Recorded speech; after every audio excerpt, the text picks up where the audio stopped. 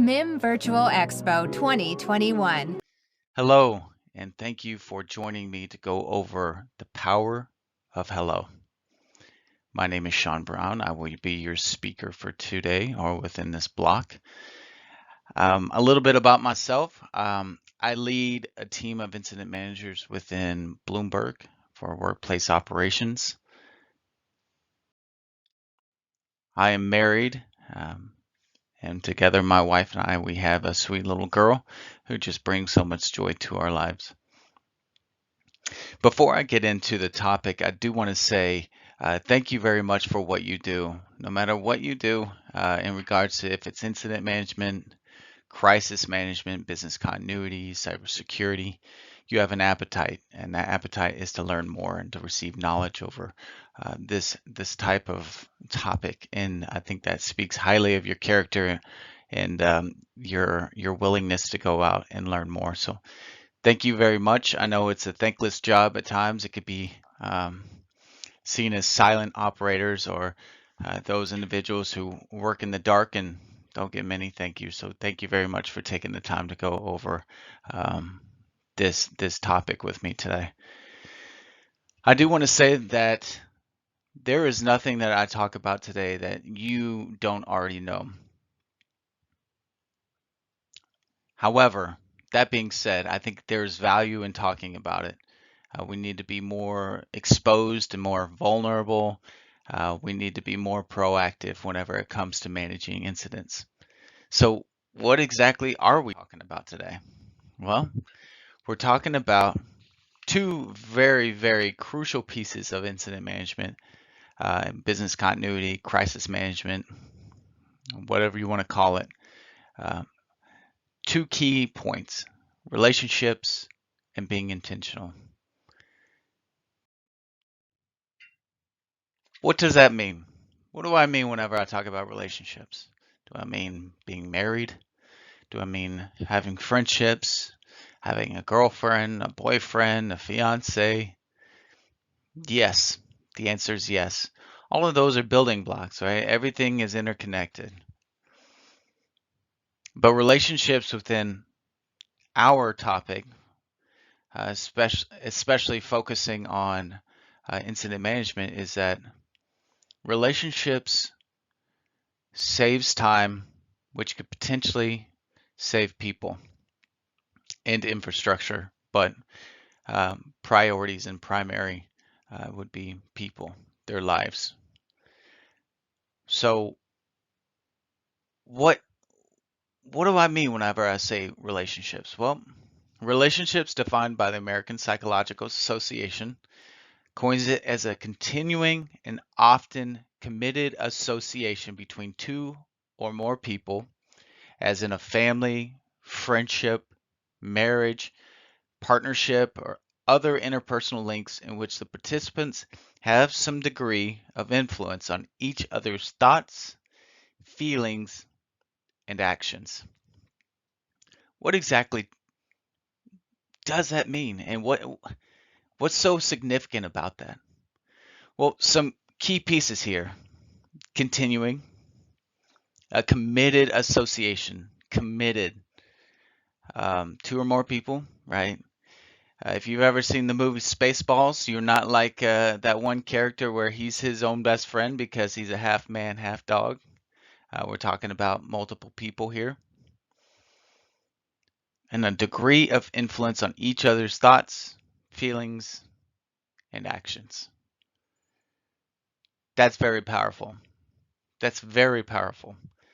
It's powerful because you are who you associate yourself to. Perception is reality. You know this if you've ever been around a group for an extended amount of time. Those individuals can start to wear off on you.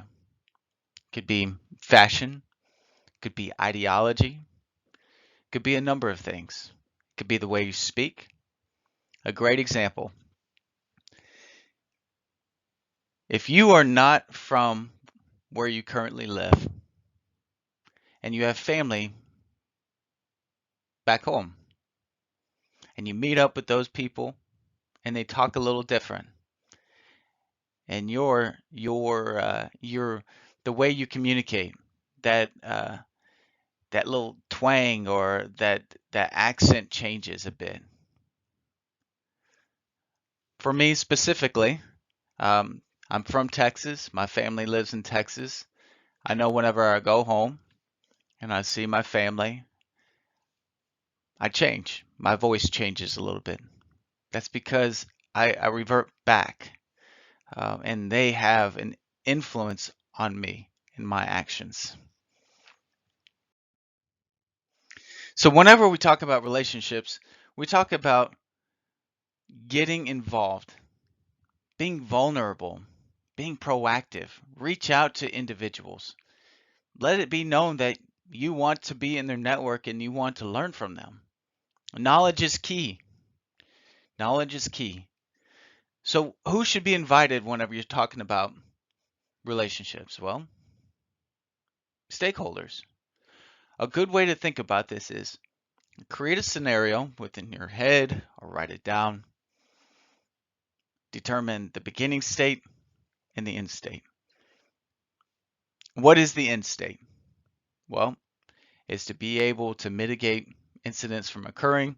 It's to be reactive, to respond as quickly as possible, and to do so safely.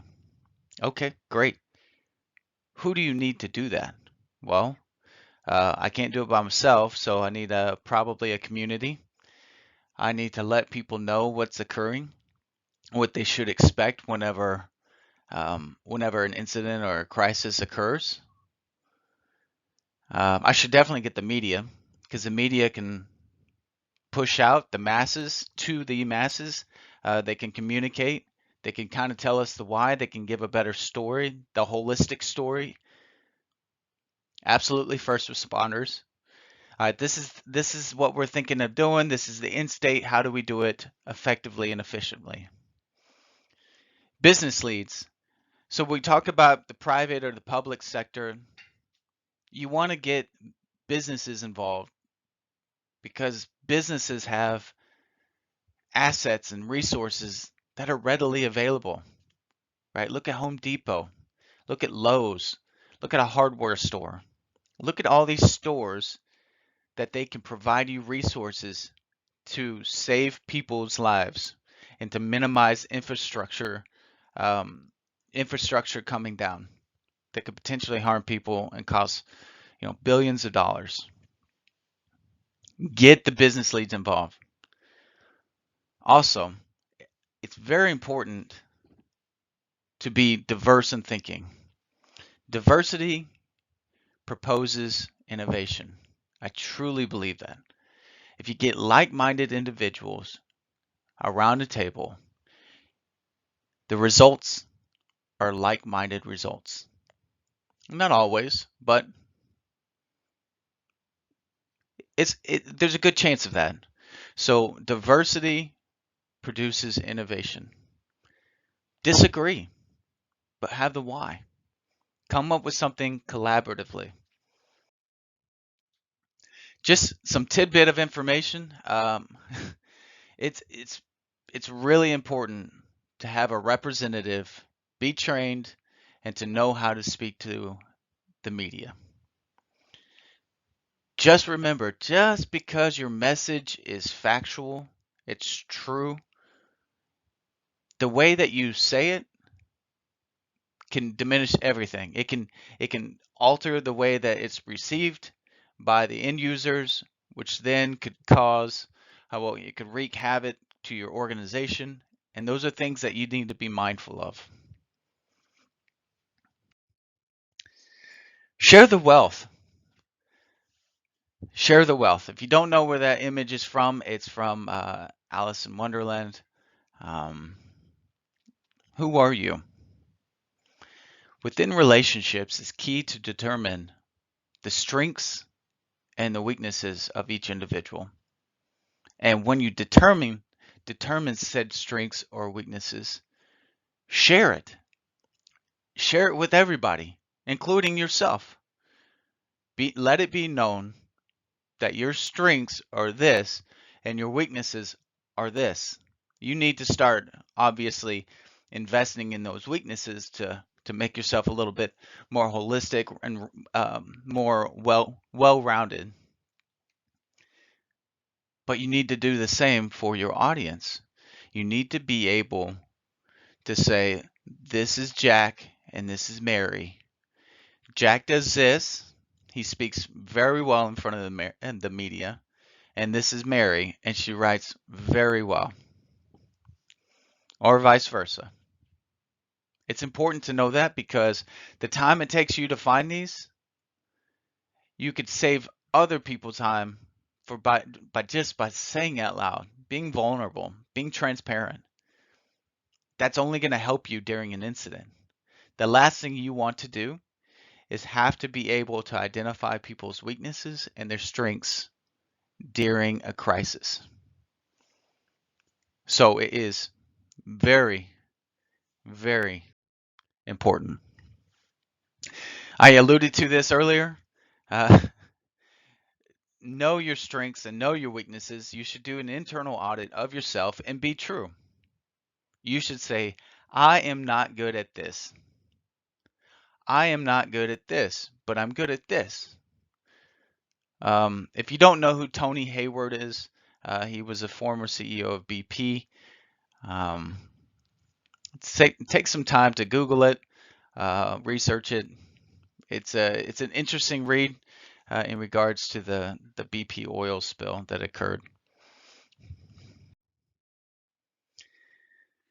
Okay, the next topic, be intentional. What does that mean? Be intentional. Well, it means be vulnerable. It means you go out and create the relationships. You go out and communicate. You go out and pull people in and say, hey, I want to network with you. I like to think of, my mind works off of visuals, visual aids. I look at this like a tree. If you've ever built a tree or planted a tree, it takes a lot of work at the very beginning.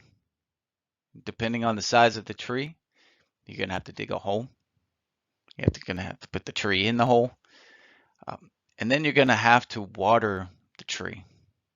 And it takes a while. It takes a good while. But over a period of time, the roots will grow. It will become foundationally strong. And it will produce leaves, fruit, pecans, whatever it is, whatever type of tree that is. And it's just because you took the time at the beginning to put the work in.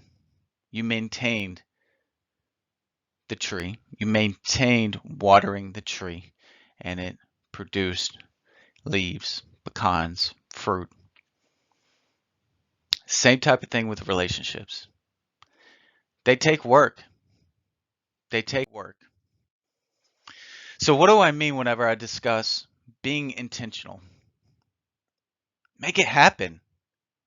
Don't come up with an excuse of why it didn't happen or why you didn't allow it to happen. This is life. Things get in the way. Be nimble. Be agile. Be flexible. Make it happen. If you don't meet up 1 month, meet up the next. If you're so swamped at work and life, I get it. Take 15 minutes and send a text message. Hey, just thinking about you. That's it. Be deliberate. Be active, not passive. Go out and seek what you want. And then give more than you take. Give more than you take. That's important. We are in customer service. It's about being selfless. Give. Give the knowledge. Expose yourself. That only grows a relationship. Ask for help. Ask for help. If you don't know, say you don't know. There's nothing wrong with that. Because the moment that you say you don't know or that you need help, you just showed someone that you're vulnerable. And I'm okay with exposing myself and I need help. That just builds a better outcome. You're becoming foundationally strong with your relationships because you're being vulnerable, you're being intentional. Very impactful. Very impactful. Relationships are 50-50. If you've ever been married or in a relationship, you you probably read this and think there's absolutely no way that's true. And guess what? You're absolutely right. Brene Brown, she's on TED Talk. She's an author. She's also happens to be uh, a Texan as well, a fellow Texan. You see what she says here about relationships being 50-50. Not true. Now, full transparency, Brene Brown is talking about marriage here, but I pulled it back and um, I saw that it can be absolutely applicable here for being intentional in relationships. She goes on to further say that it's more about 80-20. If someone comes in and says, listen, I've only got 20% that I can give to you, I'm drained, life has taken me to a really dark path, work has got me completely drained. It's your job to be giving 80% if you want to sustain that relationship. Being intentional. I'm going to intentionally give you 80% back. Why? Because you need that. Again, the mindset is the end state. Don't forget the end state. Everything you do before the incident occurs only helps you, or it can negatively impact you. Build the relationships early, be impactful, be intentional. Again, all of this pays off to when an incident occurs.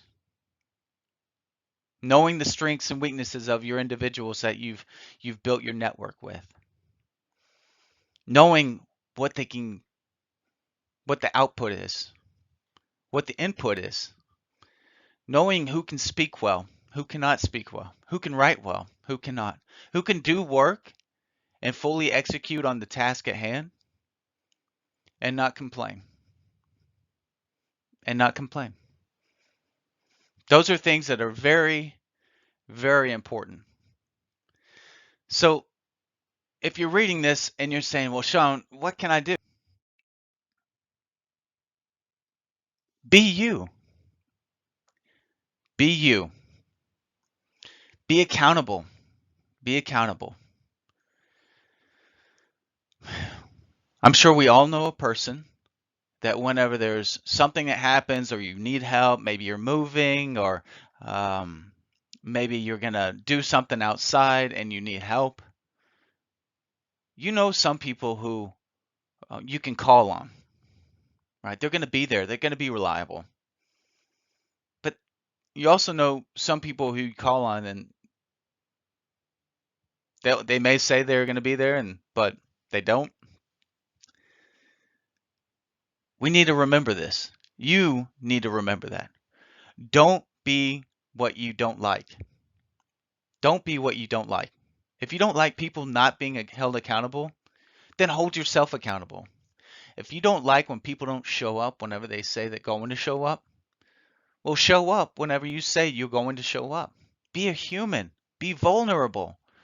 Again, going back to sharing your strengths and your weaknesses. Expose yourself. Don't lose sight of that end mission, the end state, mitigation, elimination of time that it takes to develop a plan, make a decision, build trust with your network, and ask for help. Ask for help. You don't know everything. I don't know everything. And guess what? That's okay. That's okay. Some good ways that I've seen to how to be intentional. Obviously, using your phone, text message. You can even use email, or you can use Skype or Zoom. You could do regular town halls with your network. You can publish a newsletter. Just regular syncs. Don't forget, it's okay to spend 10 minutes with a person. That's okay. Hey, I know you're really busy. I'm busy myself. I'm in the neighborhood. You got 10 minutes for coffee? You want to stop and can I pick you something up and bring it to you real quick? Just want to say hello. Those are important. And I think we lose sight of that sometimes. Like for some reason we think we have to have an hour. It'd be great to have an hour with your network. Absolutely. But sometimes that's just not realistic. And you need to know that. And they need to know that. And you need to have those conversations saying it's okay to not be okay. It's okay not to talk every day. As long as we're up to date with what's going on, as long as you share your skill sets, as long as you tell me about, the great things and the bad things, right? We all know that life happens sometimes. And if your team and your network is not mentally there, you should know that because that's going to change, that's going to alter the course of decision making. If Mary is having some problems at home, problems with her parents, but yet she was your individual who's going to be speaking to the media and to the press, you should know that and you should have a backup plan. So, just to kind of bring it all together, like I mentioned, hopefully this is not anything new to you. You have been building your relationships, you've been building that network, you're being intentional. Maybe you're having frequent Zoom calls or Zooming with your network on a regular basis, which is fantastic. But I implore you to continue and to also build. Share your contact with individuals within this conference. Go on LinkedIn and bring in other people and just write. Post meetings.